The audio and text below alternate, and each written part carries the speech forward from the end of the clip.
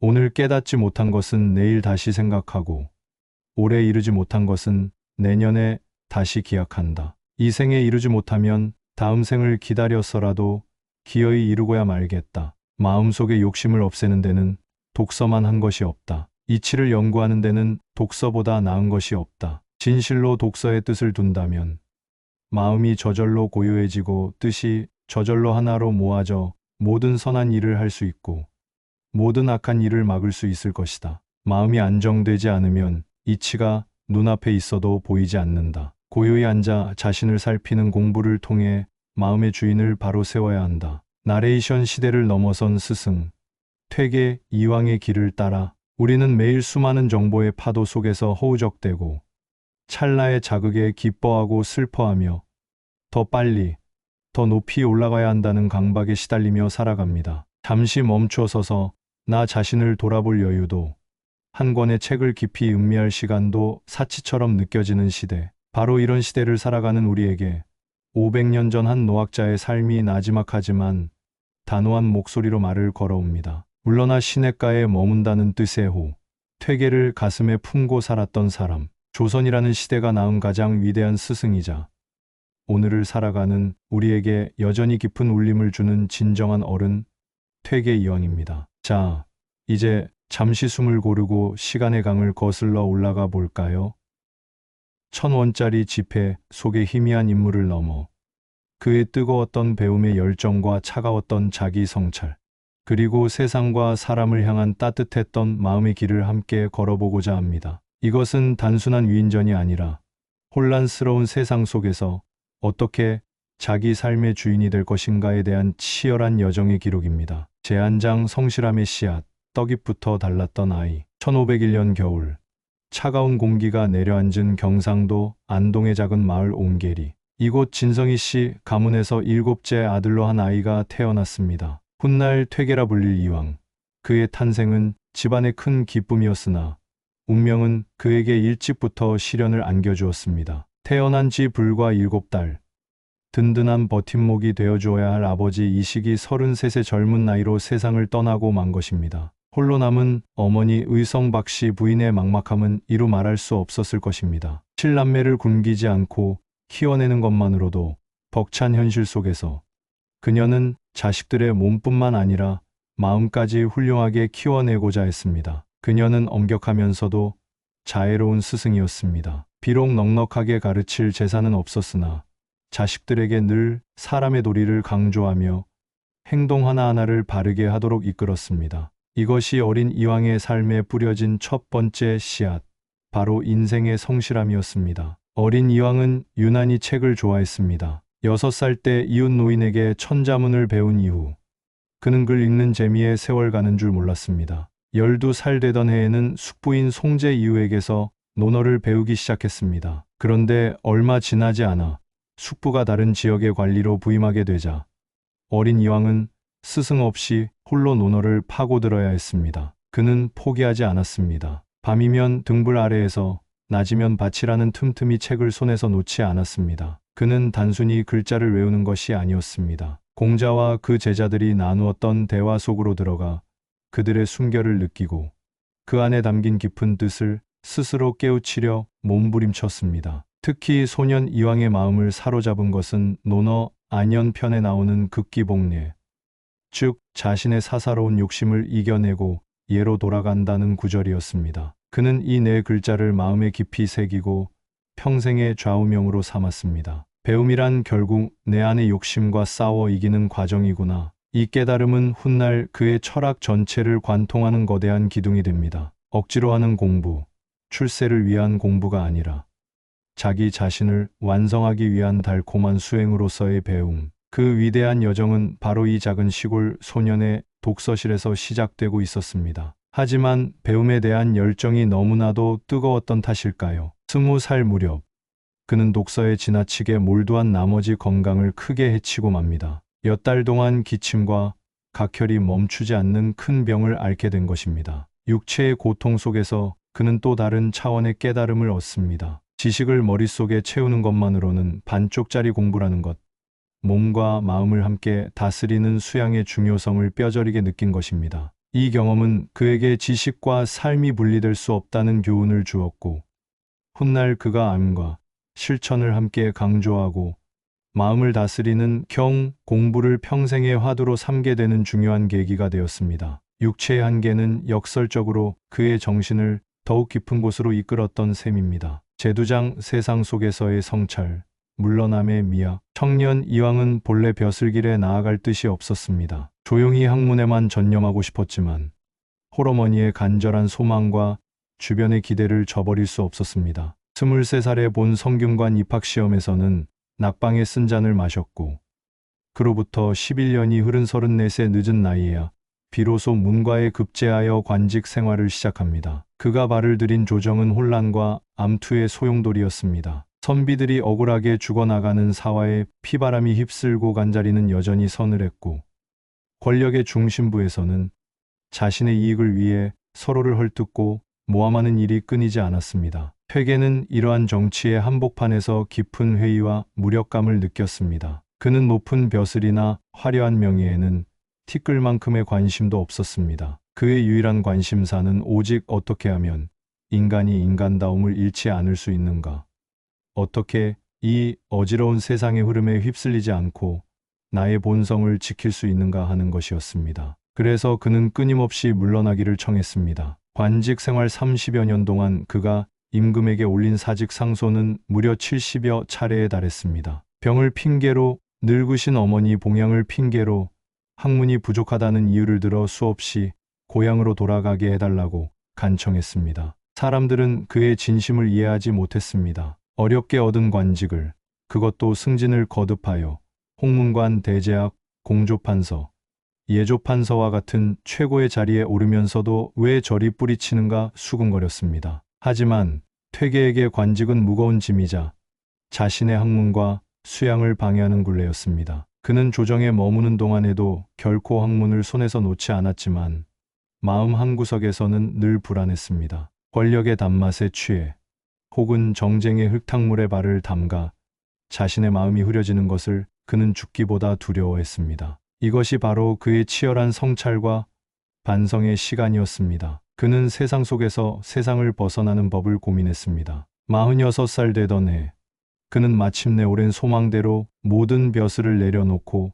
고향 안동으로 돌아옵니다. 이것은 패배자의 도피가 아니었습니다. 더 높이 날기 위해 몸을 움츠리는 새처럼 더 깊고 넓은 학문의 세계로 나아가고 스스로를 더 온전하게 만들기 위한 용기 있는 선택이었습니다. 그는 자신의 호인 퇴계처럼 번잡한 세상의 흐름에서 한 걸음 물러나 맑은 시냇물처럼 자신의 내면을 들여다보는 길을 택한 것입니다. 이 물러남이야말로 그의 삶을 관통하는 가장 위대한 지혜이자 미학이었습니다. 나아갈 때와 물러날 때를 아는 지혜.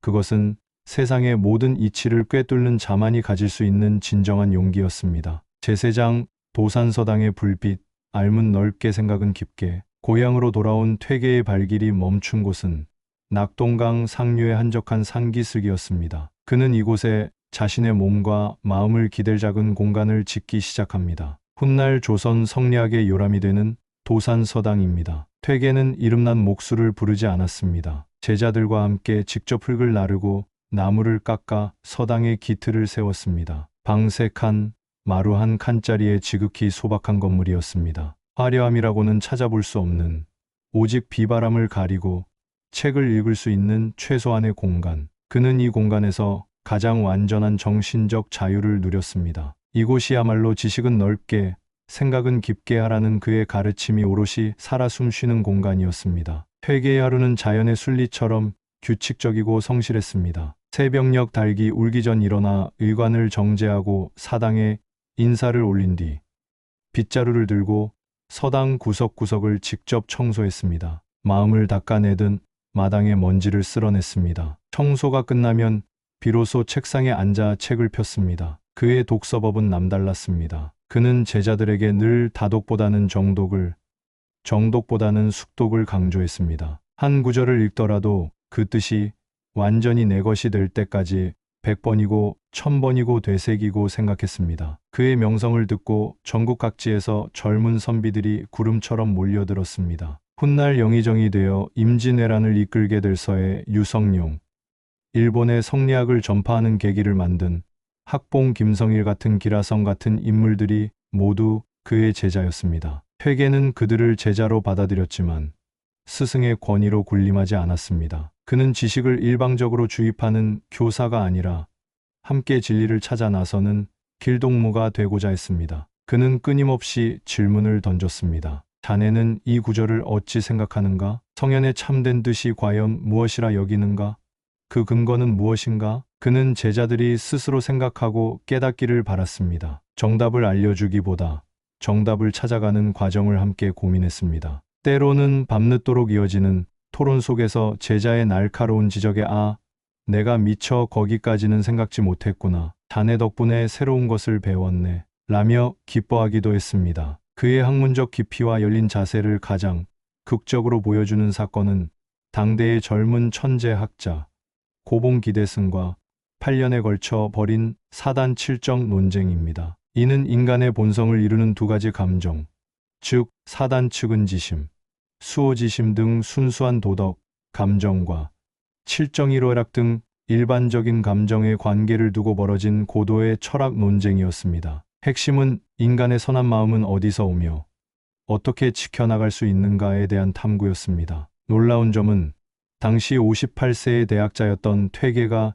26세나 어린 32세의 후배 학자 기대승의 비판적 질문을 조금도 흘려듣지 않았다는 점입니다. 그는 기대승의 편지를 받을 때마다 몇 날 며칠을 고민하며 자신의 생각을 가다듬고 정성껏 답장을 써 내려갔습니다. 무려 8년 동안 수십 통의 편지를 주고받으며 그는 자신의 기존 이론을 수정하고 발전시켜 나갔습니다. 이것이야말로 지식은 넓게 받아들이고 생각은 깊게 파고드는 그의 학문 자세를 완벽하게 보여주는 일화입니다. 그는 권위로 상대를 누르지 않았고 나이를 내세우지 않았습니다. 오직 진리 앞에서 한없이 겸손했고 배움 앞에서 지극히 성실했습니다. 도산서당의 작은 등불은 그렇게 조선의 정신을 넘어 동아시아의 지성계를 환하게 밝혔습니다. 제내장 마음이 바르면 모든 것이 바로 선다.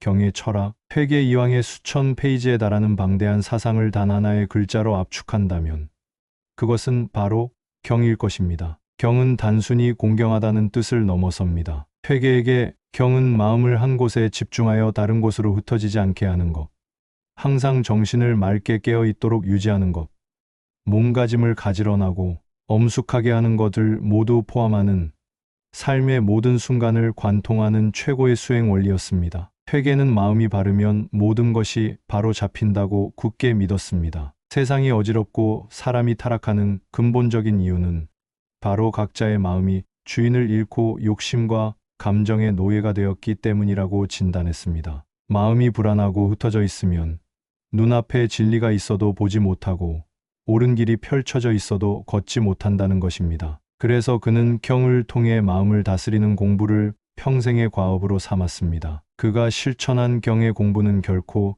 추상적이거나 거창한 것이 아니었습니다. 아침에 일찍 일어나는 것, 의관을 단정히 하는 것, 책상을 깨끗이 정돈하는 것, 말 한마디를 신중하게 하는 것, 걸음걸이를 흐트러짐 없이 하는 것, 심지어는 화장실에 갈 때조차 마음을 다잡는 것. 이 모든 지극히 일상적인 행위 하나하나에 마음을 집중하고 정성을 다하는 것이 바로 경의 실천이었습니다. 어느 날 한 제자가 찾아와 하소연했습니다. 스승님, 경을 실천하려 해도 마음속에 자꾸만 잡념이 피어올라 괴롭습니다. 어찌해야 합니까? 회계는 빙그레 웃으며 대답했습니다. 그것은 당연한 이치일세. 마음이란 본래 달아나기 쉬운 것이니 잡념이 일어나는 것을 탓할 것이 아니네. 중요한 것은 잡념이 일어났음을 알아차리는 것이고 알아차린 즉시 다시 마음을 제자리로 되돌려 놓는 것일세. 마치 고삐 풀린 말을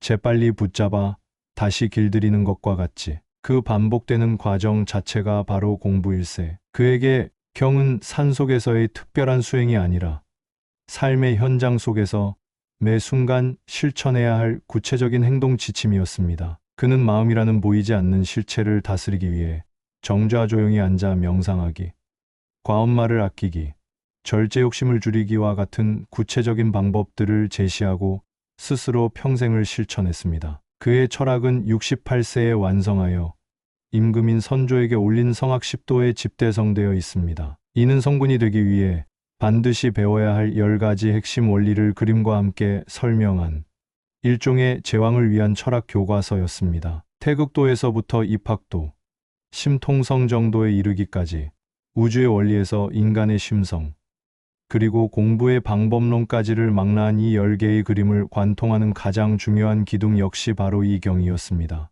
임금 스스로가 먼저 경을 통해 마음을 바로 해야만 비로소 나라도 바로 서고 백성도 편안해질 수 있다는 그의 간절한 충언이 담겨 있었습니다. 마음이 바르면 모든 것이 바로 선다. 이 한마디는 시대를 넘어 우리 모두의 삶을 바로 세우는 영원한 진리일 것입니다. 제5장 마지막 가르침, 죽음 앞에서도 의연했던 거인, 이른의 나이를 맞은 퇴계는 자신의 삶이 얼마 남지 않았음을 조용히 직감했습니다. 평생을 기침과 소화불량 등 각종 지병과 함께 살아왔지만 그는 자신의 쇠약해진 몸을 원망하거나 죽음을 두려워하지 않았습니다. 오히려 마지막 순간까지 학자로서, 스승으로서의 본분을 다하고자 했습니다. 그는 제자들을 불러 모아 자신이 평생에 걸쳐 읽고 주석을 달아 둔 책들을 정리하게 했습니다. 그리고 마지막까지 찾아오는 제자들과 학문에 대한 토론을 멈추지 않았고 앞으로 각자